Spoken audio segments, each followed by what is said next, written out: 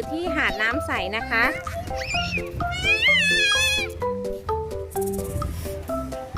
หนาวค่ะเอาแค่เดินลงไปดูดิเดินอย่าเดินใกล้ๆหมาเดี๋ยวหมามันงับเอาคนลูกหนาวยังไม่ได้ลงเล่นน้ำก็หนาวแล้วนะคะ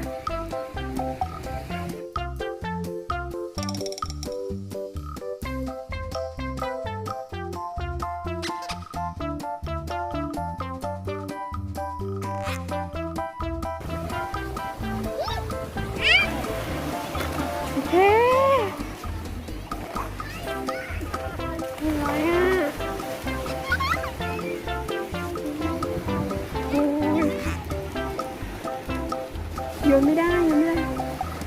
เดี๋ยวไปดูน้ำกันไอ้แค่เดี๋ยวไปดูน้ำกันแต่อย่าเพิ่งเล่น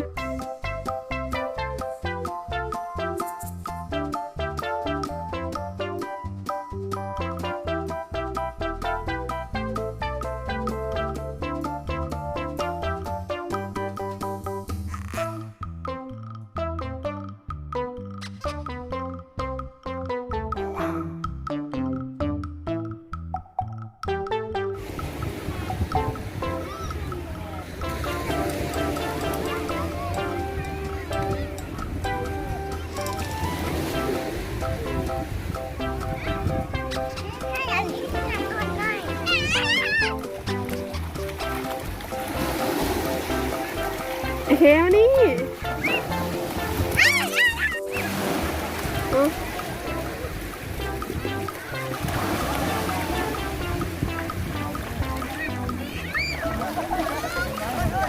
ฮ้ยกันดีขึ้นแล้วใช่ไหม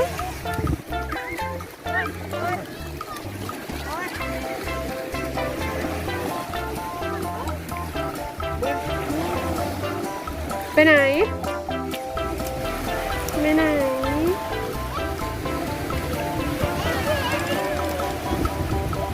เก็บขยะนี่แค่เก็บขยะไปทิ้ง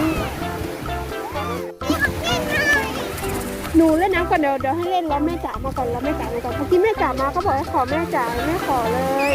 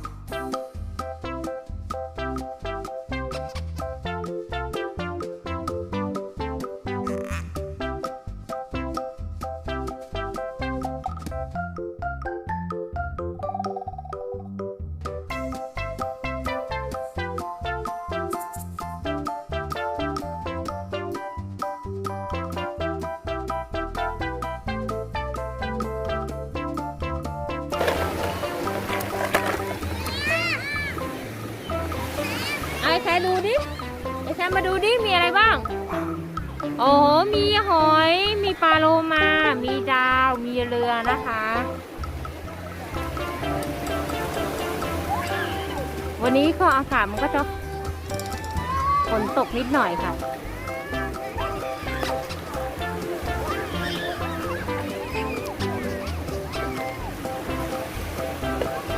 อันนี้บรรยากาศรอบๆนะคะโอ้โหวันนี้เด็กเยอะแยะเลยค่ะ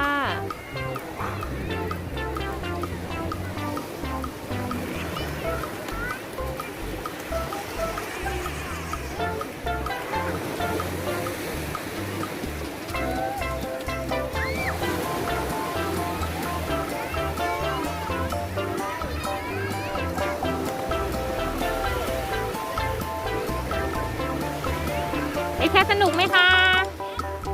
สนุกค่ะ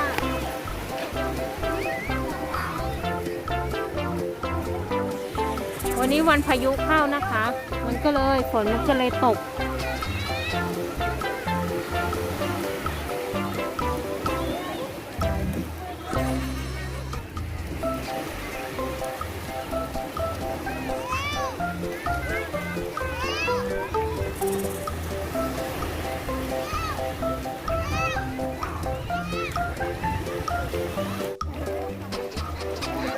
โอ้โห น้ำใสมากเลยค่ะ วันนี้คลื่นไม่แรงนะคะคลื่นสงบแต่มีฝนค่ะ ฝนมันก็รินทั้งวันเลยค่ะ ตั้งแต่เช้า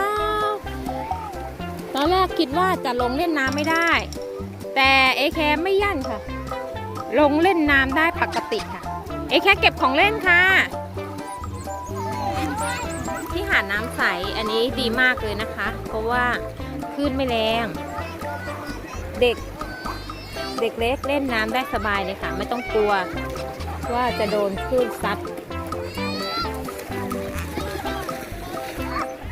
เรือไปหาเอแคแล้วค่ะ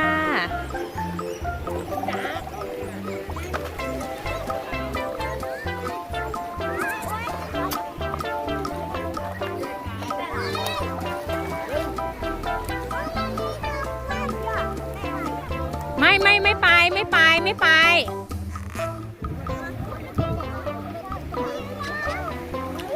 เอาแล้วเรือหนีแล้วพ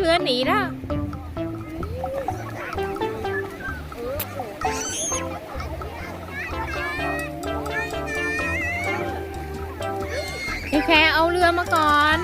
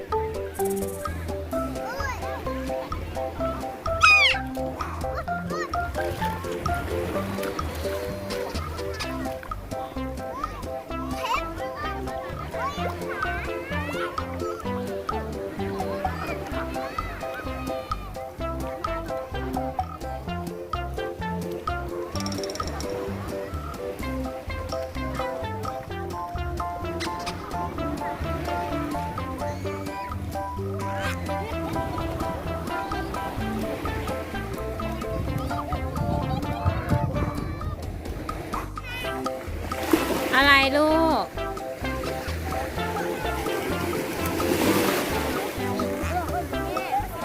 ให้อาหารปลาเหรออาหารปลาในทะเลมีปลาด้วยเหรอ